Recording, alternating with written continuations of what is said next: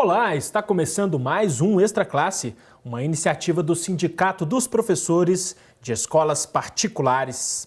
No programa de hoje você confere uma entrevista sobre os 50 anos do golpe militar no Brasil. Em 31 de março de 1964, o país mergulhou sob o comando dos militares em um cenário de repressão, tortura e cassação de direitos e da liberdade do povo brasileiro, num regime que durou 21 anos. E quem está aqui conosco para falar sobre este assunto é Juarez Guimarães, cientista político e professor da Universidade Federal de Minas Gerais.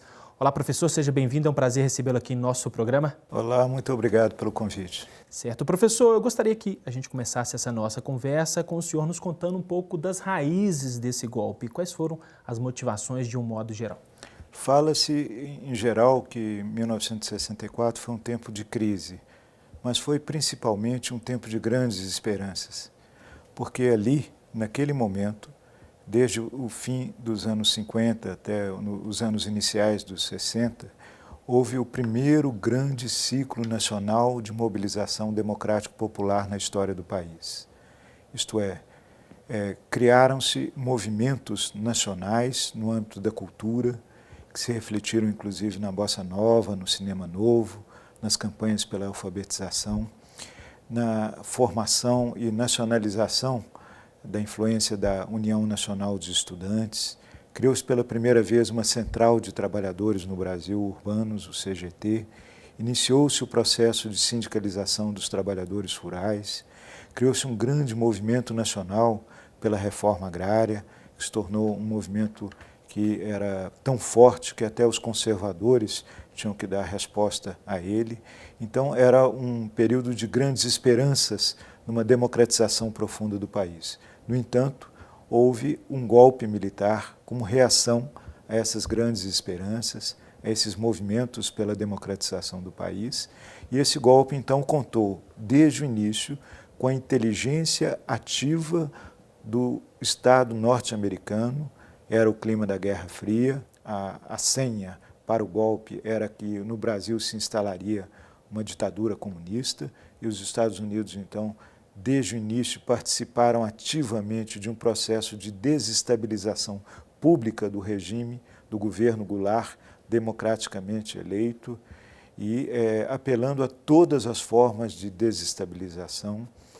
E isto confluiu com uma articulação no alto setor das Forças Armadas, que organizaram, então, uma estratégia golpista, contaram com apoio de grandes empresários multinacionais e grandes empresários brasileiros, mobilizaram setores da mídia antidemocrática e contaram com o apoio dos setores conservadores da Igreja Católica.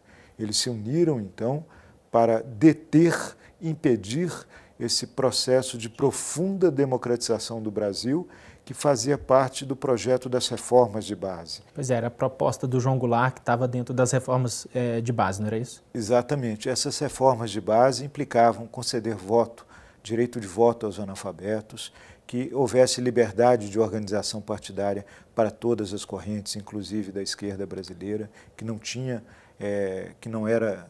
possibilidade de se expressar legalmente. Havia, então, a reivindicação de uma campanha nacional pela alfabetização do povo, pela criação de educação popular. Havia uma reivindicação principalmente de reforma agrária para acabar com o latifúndio improdutivo e permitir um amplo desenvolvimento das agriculturas familiares no Brasil. Enfim, eram reivindicações que tinham essa coerência de democratizar profundamente o Brasil. Certo. Agora, professor, na avaliação do senhor, quais são alguns dos principais reflexos do golpe militar no Brasil atual? Como houve uma transição conservadora do regime militar para a democracia, muitas das instituições e criações da ditadura militar sobreviveram na atual democracia brasileira. Nós podemos falar, por exemplo, da segurança pública, que ainda é feita a partir de uma ótica anticidadã, isto é, apoiada em forças repressivas contra os pobres e gerida por instituições fortemente ligadas às Forças Armadas, como são as polícias militares.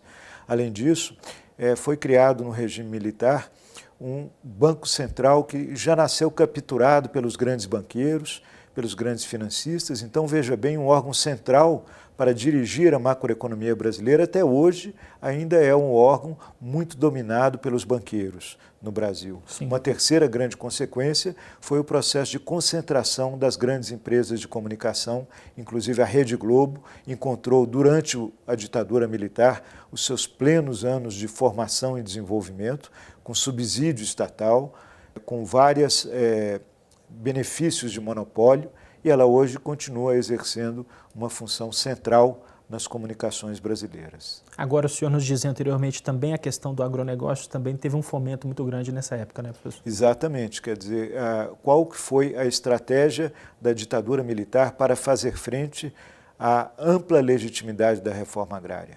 Investiu-se para modernizar o latifúndio improdutivo, com financiamento a fundo perdido pelo Banco do Brasil e pela criação de uma empresa, a Embrapa, que fornecia, então, uma ciência e tecnologia inovadora para criar amplas produções novas, de produtos novos no Cerrado brasileiro. Foi criado, então, as bases do atual agronegócio brasileiro. A questão da distribuição de renda também, o senhor mencionou, né, a respeito disso. Exatamente, quer dizer, se a reivindicação de um Brasil democrático, de um Brasil mais justo, era a grande aspiração dos movimentos sociais, dos democratas, dos progressistas no pré-64, o que a ditadura militar fez foi praticar o arroxo salarial e um processo de intensa concentração da renda durante esses 21 anos. Até hoje, mesmo após esses últimos 10, 11 anos de transformações profundas no país, nós ainda não nos livramos da condição de um dos países mais injustos na distribuição de renda do mundo. Certo, professor, vou convidá-lo para assistirmos a uma reportagem feita por nossa equipe sobre esse assunto e logo em seguida a gente volta a conversar, vamos lá? Vamos. Aqueles que não amam a revolução, pelo menos devem temê-la.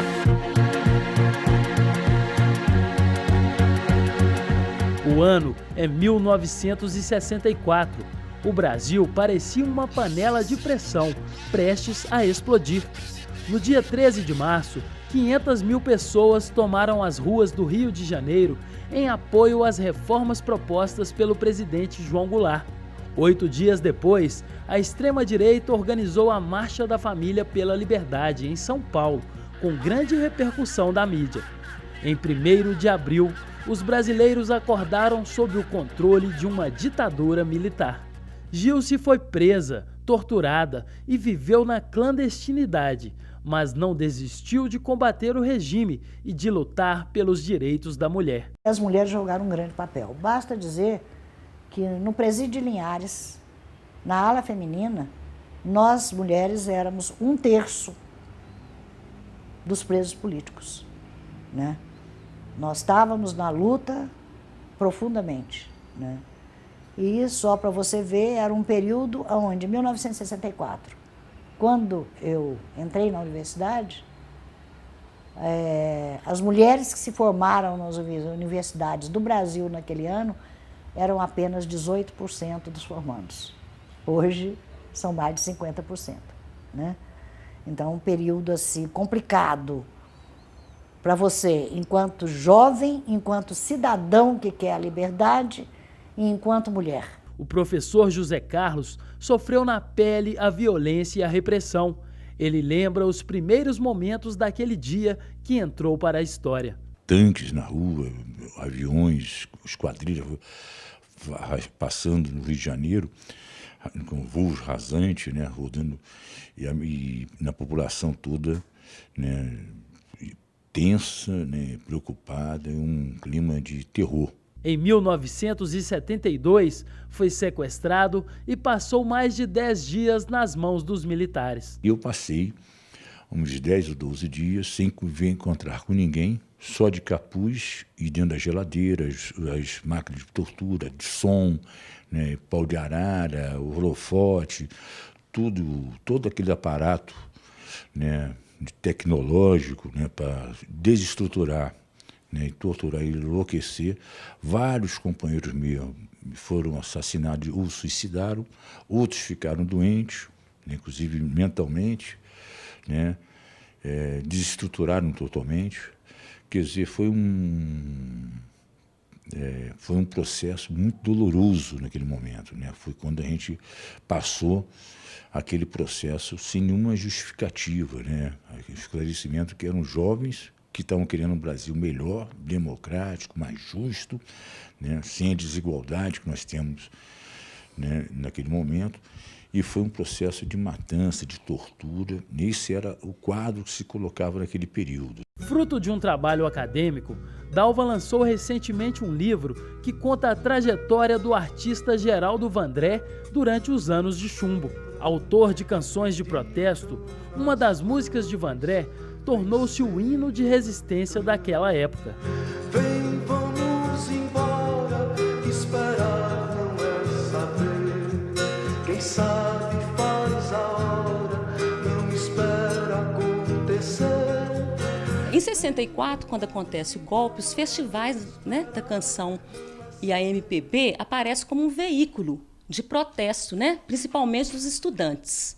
Então, o Vandré, por posição ideológica, porque ele participou do CPC da UNE, e também por pesquisas artísticas, ele se enquadra no que é chamado canção de protesto. O que era canção de protesto? Era um tipo de música que fugia contra o escapismo da bossa nova e tentava um catalisador político dos setores da classe média e da juventude. Eu acho que o Geraldo Vandré é uma figura exemplar e singular. Ele é exemplar porque ele ilustra como ninguém os dilemas da canção engajada nos anos 60, de tudo que o artista sofria. E ele é singular porque, diferente do Gil e do Caetano, ele nunca mais cantou. Então, aí que ele se torna uma figura enigmática. Por que o Geraldo Vandré nunca mais cantou? Muitas informações sobre aquele período ainda não vieram à tona. Desvendar os segredos desse passado sombrio e debater os reflexos sociais e políticos na sociedade atual pode ser o caminho para a consolidação da democracia brasileira. A história é sempre a história do presente. E se a gente está discutindo o golpe de 64, que aconteceu há 50 anos atrás, aconteceu em 1964, é porque hoje em dia existem questões da agenda política brasileira, da agenda social brasileira, que só são compreensíveis quando a gente olha para o passado recente para poder entender o presente. Assim. Não quer dizer que é uma continuidade, não quer dizer que é uma ruptura total, mas a gente só consegue entender o cenário político brasileiro hoje em dia, ainda mais com tantos herdeiros da ditadura ou da oposição à ditadura, hoje ocupando cargos públicos, hoje ocupando postos políticos, sendo eleitos. A gente só consegue entender isso hoje em dia se a gente compreende a história recente do Brasil. Acho que é por isso que é importante ter um olhar crítico sobre o golpe de 64, sobre a ditadura implantada em seguida. Agora, professor, alguns cientistas políticos e pesquisadores do tema têm dito que há uma certa semelhança entre o clima da época e o clima atual. Qual é a opinião do senhor a respeito disso? Eu penso que há uma diferença qualitativa muito importante, que é o grau de consciência democrática e o grau de enraizamento das instituições democráticas no Brasil, hoje é qualitativamente diverso daquele período do pré-64.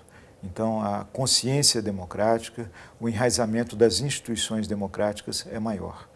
Mas é correto dizer que há elementos de presença de atitudes que nós podemos encontrar na mídia, em certos setores da mídia, em certos setores das Forças Armadas, mesmo setores da reserva, generais da reserva das Forças Armadas, e certas iniciativas que são visíveis, inclusive, no plano internacional, praticado na política externa dos Estados Unidos, haja visto o caso da Venezuela, que convergem para iniciativas de desestabilização de regimes democráticos. A grande diferença, no entanto, é que a legitimidade da cultura e das instituições democráticas hoje no Brasil é muito mais profunda e capaz de resistir a estas investidas de desestabilização democrática. Certo, professor. Agora o senhor nos contava também anteriormente que dentro dessa discussão dos 50 anos do golpe militar aqui no Brasil, o país tem passado tardiamente por esse processo de justiça de transição. Gostaria que o senhor falasse um pouco sobre isso, enfim. A justiça de transição é, segundo o direito internacional, é o direito e até o dever das democracias de julgarem os crimes cometidos contra a humanidade praticados em regimes despóticos ou ditatoriais. No Brasil, esta cultura é tardia e está apenas iniciando seus passos, que são 5. O primeiro, recuperar a memória do acontecido para que nunca mais ocorra. Em segundo, fazer o processo de reparação das vítimas das perseguições do regime militar. Em terceiro, estabelecer a verdade dos fatos, das torturas, dos assassinatos cometidos durante o regime militar. Em quarto lugar, promover a justiça segundo o devido processo legal, isto é, permitindo ampla defesa aos acusados, segundo o regime democrático, daqueles que foram responsáveis por esses crimes contra a humanidade. E quinto, reformar as instituições de repressão promovidas pelo regime militar, como foi dito anteriormente. Certo. Agora, professor, sempre que esse debate vem à tona, alguns setores da sociedade falam em revanchismo, enfim. Como superar esse debate e avançar para esses 6 pontos? Não se trata de revanchismo, trata-se de estabelecer a justiça democrática. Isto é, a filosofia política republicana moderna já estabeleceu que é direito dos povos resistirem por todos os meios possíveis a regimes despóticos e tiranos. Esse é um direito de resistência reconhecido, inclusive, pela Organização das Nações Unidas. Trata-se de um direito democrático firmado internacionalmente.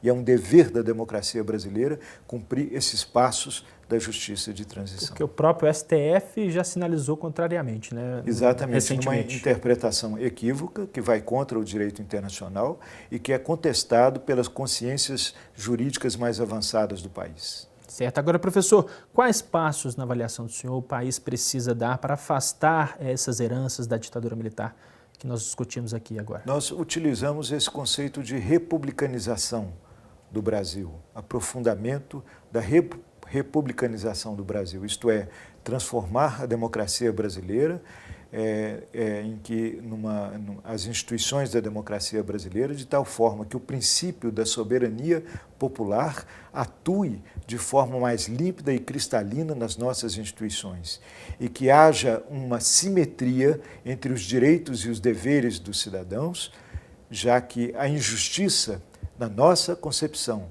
ela é contrária ao próprio princípio da liberdade.